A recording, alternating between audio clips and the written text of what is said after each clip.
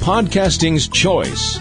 From coast to coast, continent to continent, right here 24/7. PNR.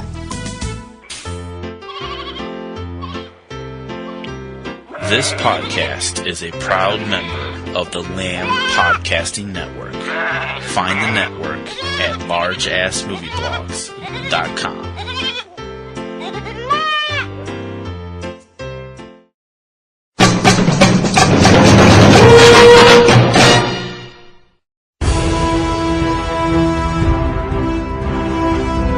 Spanning the entire Marvel Cinematic Universe, this is Subject Cinema's Avengers Endgame MCU Countdown.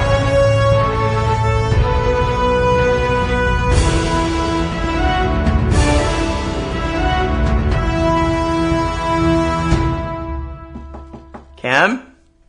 Go away. Come out of the bathroom. We gotta do the show. No. Come on. I know you're not happy with this, but it brings back bad memories, but we've got work to do. We got our public out there. We gotta finish our countdown. I just got over it. Now you're making me remember it again. Alright. Come on. It's not The Last Jedi. This is what's known as overacting. Welcome to the Subject Cinema Avengers Endgame MCU Countdown. I'm TC Kirkham. I hate you. And I'm Kim Brown. I don't really hate him. And, acting. You're paying my Academy Award nomination for Kim Brown. You're paying my therapy bills. I'm not therapy bills. Why do you have a problem with this? It's Monday. Why do I have a problem with this? It's Monday, April 22nd. 2019, and we are up to movie number 17 in the MCU countdown. Thor Ragnarok from 2017. It was number 17 in the list of and fifth in the Phase 3 movies. There was a lot in this movie that I tried to blot out. I'm sorry. Of all of them, I mean, I dislike this film even worse than I dislike Guardians of the Galaxy. That's saying something. This is like, yeah. I'm alone in that. I'm alone in this. It has its moments, as you'll hear when we play the review, but it just, I don't want a bunch of Marx Brothers crap in the middle of my superhero movies.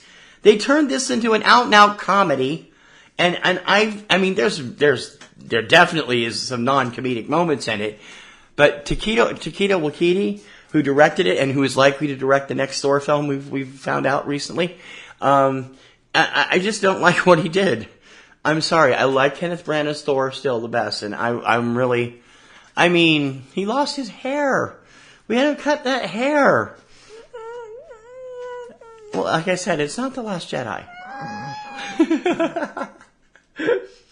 And Stan Lee got to be the barber. Hey, that was fun. Shut up. It's also I'm gonna got go one hide of my, in the bathroom again. It's also got one of my least favorite actors in it. Sacha Baron Cohen's not in this movie. No, Jeff Goldblum. Oh. I can't stand him. Why? Change your apartment, change the world. Oh, for goodness I sake. hate those commercials. I mean, he's okay in certain things, but here, he was just doing an exaggerated version of his apartments.com guy. I'm sorry. I just, I think you're on drugs. There's all kinds of things wrong with this film, but it's like, it was fun in the fact that we got to see the introduction of Tessa Thompson as Valkyrie, and of course, no Mark Ruffalo, but we got the Hulk here. Yeah. Well, we got. No, he never became Bruce again in this. Yes, did he did. Did he? Where? Yes, he did. About halfway through, remember? No. Oh, I don't. I'm sorry.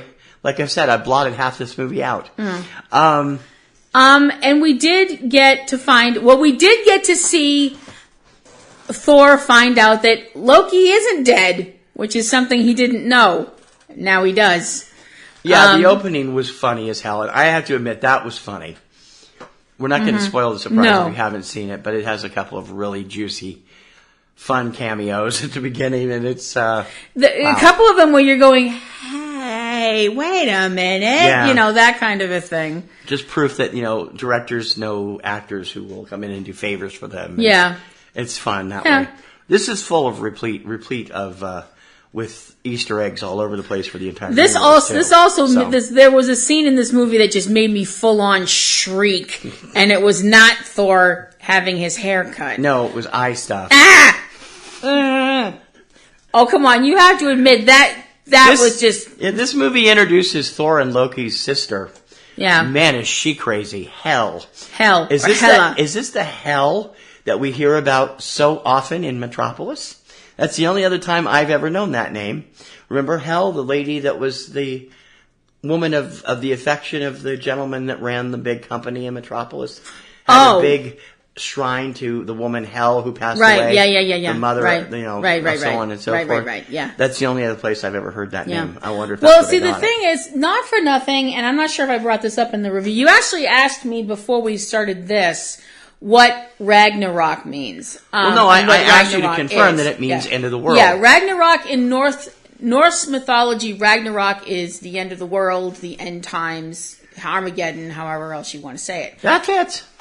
Pretty much. I don't remember if I brought this up in the original review or not, but they really did play really fast and loose with Norse mythology again, because in Norse mythology there is the goddess Hel or Hela, depending on. She's Loki's daughter. Okay. Yeah. That's like I call my sister Mom. I'd like you to meet my wife. She's Mom. my daughter and my sister. It's not filmed in Kentucky. Calm down. That wasn't Kentucky. That was China. Forget it, Jake. Anyway, forget it, Jake. It's Asgard. Let's flash back to Subject Cinema number 588, November 5th, 2017, and our original review: Chris Hemsworth, Tom Hiddleston, Kate Blanchett, and a whole host of other freaky people. Thor: Ragnarok.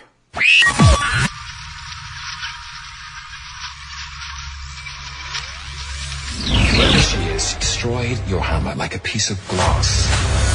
Kneel before your queen. You don't stand a chance. I'm putting together a team. It's me, you, Valkyrie, and the big guy. No team, only Hulk. What's the matter with you? You're embarrassing me. I told them we were friends. Oh, this is going to be fun. On November 3rd. Hello. Hi. New team. You can't defeat me. New world. So what do we do? We're going to stop her. Because that's what heroes do. Okay. Good. Great. Great. Thank you. It's the latest installment in the Marvel Cinematic Universe, hitting screens all over the country this weekend. Finally, something new to talk about. Chris Hemsworth, Mark Ruffalo, Tom Hiddleston, and Kate Blanchett. Thor: Ragnarok. Give us the rundown. Okay. Thor: Ragnarok takes place 2 years after the events of Avengers: Age of Ultron. Now, during that time, we know that Thor has not been on Earth, because that meant he would have been dragged into the mess that was Captain America's Civil War. All of this time, Thor has been searching the galaxy for the Infinity Stones. And his search has come up with Bupkis.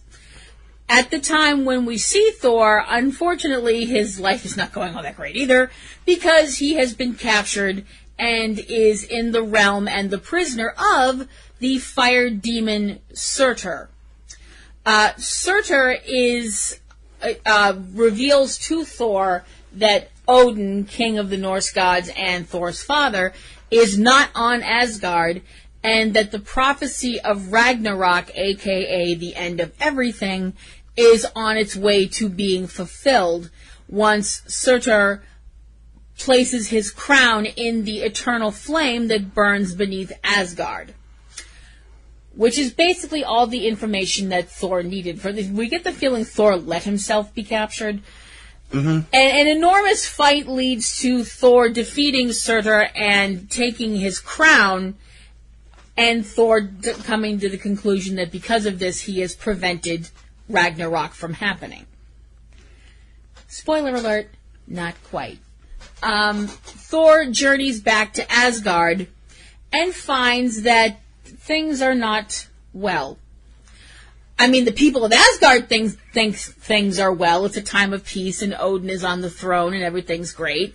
Except that it's not Odin, which we as the audience knew way back from the end of Thor the Dark World, where Loki had disguised himself as Odin and is ruling the kingdom in his stead. At that time, we had no idea where Odin was. Thor makes Loki break his disguise, and with help from the Sorcerer Supreme of Earth, Dr. Stephen Strange, yay! We find out that Odin is on Earth in the country of Norway, and that Odin is in fact dying, which is a very bad thing. Obviously, it's a sad thing for Thor and family to lose a member of their family, but Odin's death has other repercussions. The biggest repercussion involving the fact that Odin's death is the only thing that is keeping his firstborn from coming back into this dimension. And I know some people just went, wait, what? Yeah, it turns out that Odin had another child before Thor, and said child was his daughter Hela, the goddess of death, who has been imprisoned by Odin for a very long time. Odin winds up dying, which winds up releasing Hela, which winds up unleashing all sorts of chaos. Hela, actually. Hella chaos. We're sorry. No, we're not. Anyway. Not really, no, but it's, oh boy. Culminating, a fight that culminates in destroying, flat out destroying Thor's hammer Mjolnir, leads to Thor and Loki being thrown through the Bifrost in a fight with Hela, and Thor winds up crashing on a distant world called Sakaar. Sakaar, as it turns out, is a planet that is completely covered, and I mean covered, with debris. It's covered with debris falling from the sky because surrounding Sakaar are, I don't even know how many, wormholes, gate points to traveling through other dimensions and such, if you're into science. The way this planet looks, think of the beginning of WALL-E and multiply that. That's what came to mind, actually, yeah. Think of the beginning of WALL-E and multiply that by about 1.5 billion, and you have Sakaar. Thor winds up being captured by a mysterious female known only as Scrapper 142, and he is brought before the ruler of Sakaar, a rather eccentric gentleman called the Grandmaster, who entertains the populace with, well, what they referred to in ancient Rome as bread and circuses, the whole idea of gladiatorial fights. And Thor is to be the latest gladiator / victim of the Grandmaster's champion, who turns out to be a friend from work. Turns out that said champion of the Grandmaster is the Incredible Hulk. And it goes on from there with Thor trying to find a way to get back to Earth, trying to get back to Asgard, I should say, and defeat Hela before she kills damn near everybody in Asgard and sets out to kill everybody else in all of the other 9 realms because, hey, goddess of death, it's kind of her thing. With Chris Hemsworth as Thor, Tom Hiddleston as Loki, Kate Blanchett as Hela, Idris Elba as Heimdall, Jeff Goldblum as the Grandmaster, Tessa Thompson as Scrapper 142.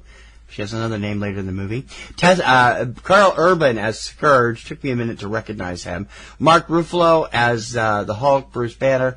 Anthony Hopkins as Odin. And appearances by Tadanobu Asano, Ray Stevenson, and Zachary Levi as the rest of the Warriors 3. Cameo from Benedict Cumberbatch as Dr. Stephen Strange. An appearance in form only by director Takiti. I can never say his name. I get this so wrong. Deep breath. Is by director Takia Waititi. I'm going to get it. Who did the motion capture filming on the rock character Korg, right? Is it Korg? Yeah. Korg. And cameos by Stan Lee, Luke Hemsworth, and Matt Damon. So it's going to be Sam Neill. And Sam Neill there too? Yes. Okay. And the voiceover cameo also by Clancy Brown. And a video cameo by Scarlett Johansson. Oh yes, she is. That's right. Yes. It's the same footage from the Avengers. Right. But, okay, so we've been waiting for months, and everybody's been talking about it. What did you think? I thought it was fun. I wouldn't say it was perfect, but I thought it was fun. Now, the one thing that everyone has been bitching and screaming about the DC movies, oh, they're so grim. Oh, there's no humor. Blah, blah, blah, blah, whine, bitch, moan. So Marvel went, okay, and they listened to Marvel's always had an element of humor going through all their films. They have. Particularly Ant-Man. They did. But so I think Marvel listened to people and they went, all right, considering the fact that, Captain America Civil War was pretty dark. It was a lot darker than a lot of other Marvel films. I think they injected a lot of humor into this, which I don't have a problem with. I thought it was exciting. I thought there was some really beautiful aspects to it as well. I liked the core message toward the end of the film, and there's one character that goes through an arc of redemption that I really liked. I was like, damn, I actually didn't see that coming. And the fact that it does end in a way that's kind of similar to what happened in Avengers Age of Ultron. No, it is exactly like the end of Avengers Age of Ultron. But anyway, go ahead. I thought it was weird, but in a good way. I thought the use of music was fantastic. The Led Zeppelin song, what is the name of that song? Is that Hammer of the Gods? That's I don't know which one that is, yeah. That's not the name of the song. I know it's not. I'm sorry. I'm not an enormous Led Zeppelin fan. But they used that song, quite a number of times, and I enjoyed it. I thought where they used it, I was like, that's... Well, you used it in the trailer, so you're going to They use it in the else. trailer, but they also use it in other places as well, and I was like, damn, that worked out really well. I liked it. I mean, I wouldn't say I was in love with it. I was really happy to see... I was really, Immigrant Song. That's the name of it. Okay. I'm sorry. Uh-huh. I was really happy to see Benedict Cumberbatch back as Doctor Strange. Even though we saw part of that in Doctor Strange. We did. Same scene. We did, but I still liked the way that... I love his character. I love the way he plays that character. And it's not a spoiler alert to say the fact that Mjolnir gets destroyed, which is in the credits. It's in the commercial. Which is stupid. I think they should have left that alone so it would shock the audience. And the fact that Thor winds up having that glorious mane of hair cut, which is depressing, that bothered me. But we do get a shot of him pretty much, naked, half naked, so I was happy with that. He was half naked for half the movie. I was like, okay, well, I can live with that. There is one point toward the end of the movie where I was like, holy blank and blank, I did not see that coming. I liked it. Like I said, I wasn't in love with it, but I'm intrigued to see where things are going to go. So what did you think? Well, I have been a big fan of most of the Avengers, most of the Marvel Cinematic Universe. I have my issues with the Guardians of the Galaxy films. You have your issue with Star-Lord. Yeah, I like the films overall. I just don't like him. He ruins them for me. But here's the thing for me. When I go to a superhero movie, I want to see a superhero. I want to see lots of battles. I want to see lots of battles that make a difference in the grand scheme of things.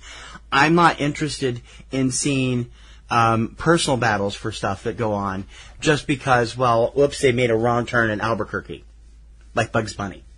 I mean, this is the kind of thing. And in all honesty, that's what Taika Waititi has done. He's produced a 2.5 hour long Bugs Bunny cartoon.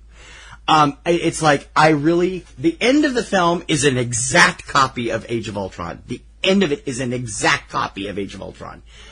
I don't know why they decided to go that direction. Because it's like, gee, they did this in Ultron, this in Ultron, this in... They really did this in Ultron. It's the same thing. Exact thing. There's little touches that are different. Korg is one of the bright spots of this film. To me, I want to see superhero action.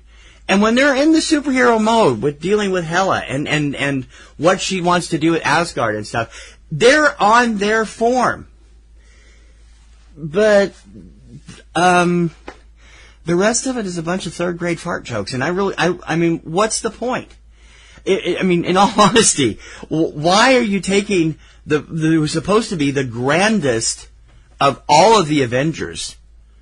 You know, the most serious, the person who is the level-headed member of the Avengers, more than anybody else, except Cap, maybe.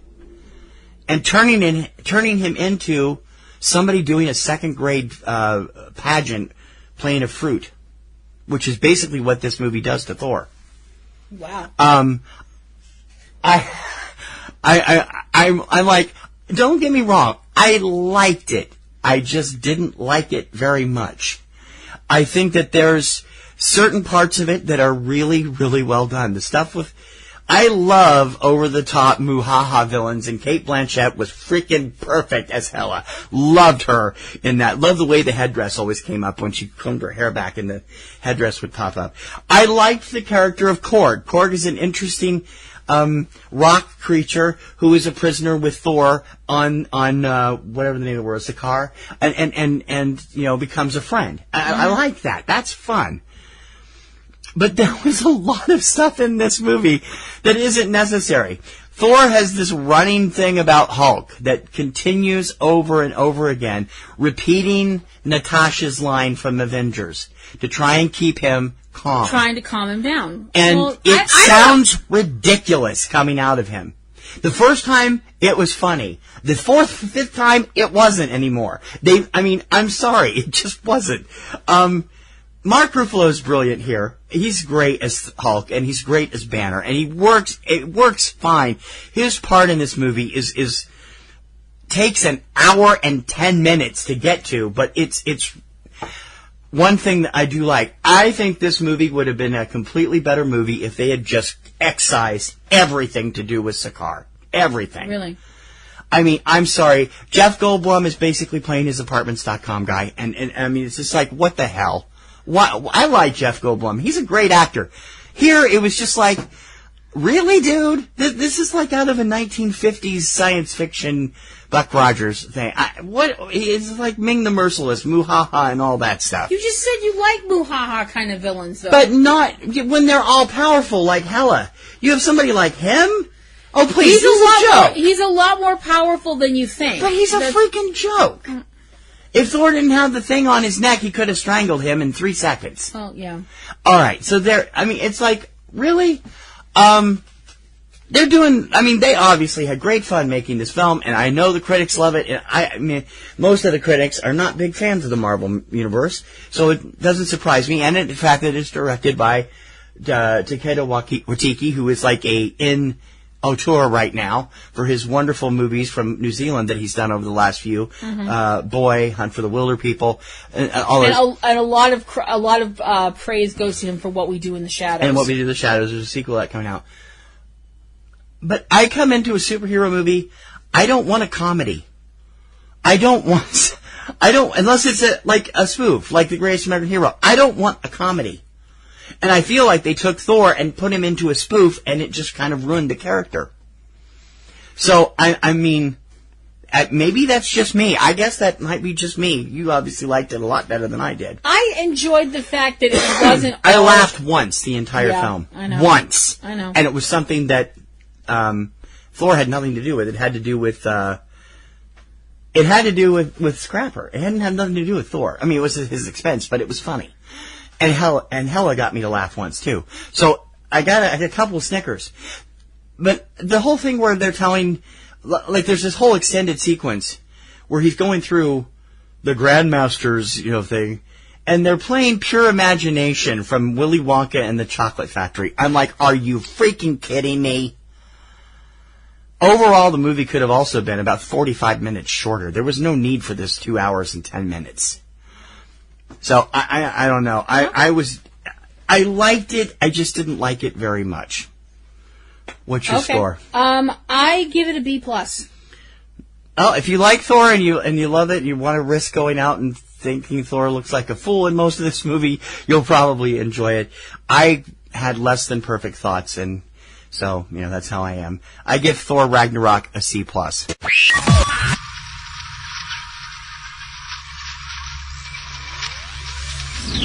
Whenever Cate Blanchett gets involved in movies like this, she plays the weirdest characters. It's just like Indiana Jones and the Kingdom of the Flying Saucers. What the hell was the name of that? Crystal Skull. Yeah. I'm like, what? I'm like... And this movie has two people from the Lord of the Rings trilogy who now each of them have 3 movie franchises to their name. Okay. Yeah. You have Cate Blanchett, who was in the Lord of the Rings movies, and the Indiana Jones series, and now this. And you have Carl Urban, who was in... Oh, yeah, Carl Urban's in this. Yeah, the Lord of the Rings trilogy, and this, and Star Trek. Right.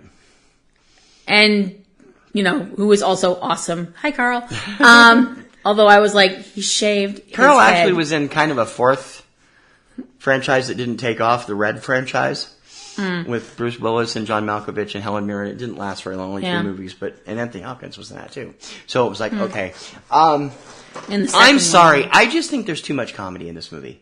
I like my superheroes with a dose of comedy, but I don't like it to take over the entire film. See, and I felt don't see that. This was at least 60% comedy. I mean, some of the funniest stuff in the whole thing was the whole battle between Thor and Hulk. I mean, everybody saw it. It was on the commercial, on the trailer. Right. And it was, that was funny, Chris because Hemsworth is excellent at comic relief, and I've said that before. I do feel that too many times in the group movies, Thor is used as comic relief, and he's really not. He shouldn't be that. He is that way in the Avengers movies because he's so good at delivering these lines that kind of freak everybody out because he's thinking from the Asgardian point of view. It's the whole fish out of water thing. Yeah. Granted, he's a very attractive fish, but there's that.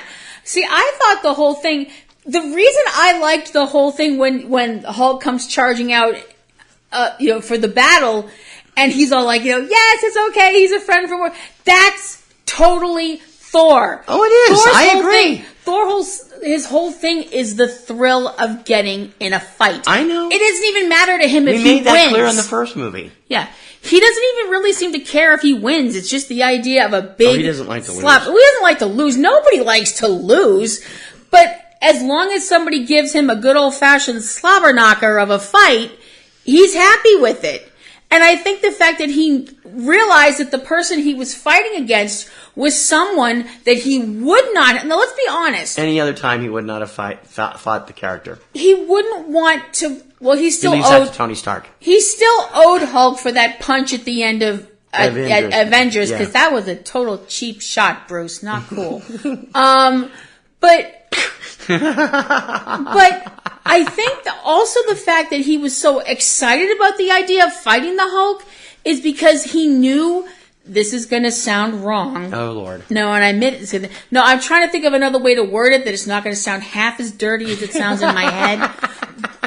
But for once, I'm not trying to be dirty. Okay. That he could unload as much as he could on the Hulk, and the Hulk could take it. Right. I'm talking about violence here, not slash fic. Right. I also want to credit something that nobody credits enough, I think, in the Thor movies. These are the films where we really get to see the chemistry that exists between Chris Hemsworth and Tom Hiddleston. Oh, yeah. Tom has so often, when he's done a more group film like the Avengers, gets lost in the shuffle, doesn't see his brother, Thor, very often. And here, they have some of the best byplay they've had the entire run of the series. Yeah. I will give them that. They are really good. The two of them are great together. They're great friends off the set, and it's like, it shows. It works. Does. It really does. I liked this movie more than you did, and I know. I don't know. Yeah, Everybody liked this movie more than I did. Okay, yeah, this is another me thing, and we all know that I am on a different plane than everybody else on the planet most of the time. And I'm not saying that in a way like, oh, I'm so smart. I'm saying that as in I'm all la la la la, and I know it, and that's just me, and you have to deal with it. Mm-hmm. But I feel like there's a difference between humor and comedy. Okay. And I realize some people just went, what? A lot of this was slapstick, honey. I don't see it that way. All the critics did. Well, they pointed out how great it was to have slapstick comedy in a superhero film. Well, considering hold up. Considering you and I have both said so many superhero movies that are not done by Marvel have been so dark so grim. Justice League may not have worked with the story, but the humor line worked. Mm-hmm. And it was mostly thanks to the chemistry between Jason Momoa and Ezra Miller. Yes. I'm sorry. And no also offense just to Ben, who also did some great stuff with Ezra, or to Henry, but it was they were good. No. These have always had that little sly bits of humor. My problem is here they went overboard. That's what I think. And also, just jumping back to Justice League for a second, Jason Momoa is just funny. That guy, he is. He's funny as hell in Aquaman too. People have this weird thing in Hollywood, and I don't get it, that good-looking men can't be funny. I'm like, why? Why do you always think that the good-looking men can only be serious he was funny or as hell in the earnest remake or whatever? of Conan. I thought he had some of the best humorous lines in the movie. I was too busy looking at his sword. Yeah. Tomorrow, on our march toward Friday, we are going to talk to... Huh? It's April. Right. You said March. Oh. On our April towards Friday. That doesn't sound right. No, it doesn't really work. We are going to talk about the most best reviewed movie in the Marvel canon. The only superhero movie to be nominated for Best Picture at the Academy Awards, and the film that won my Best Picture last year, 2018's Black Panther. That is coming up tomorrow on the Subject Cinema Avengers Endgame MCU Countdown. Until then, I'm TC Kirkham. I'm Kim Brown. We are headed off to Wakanda. Pack your bags.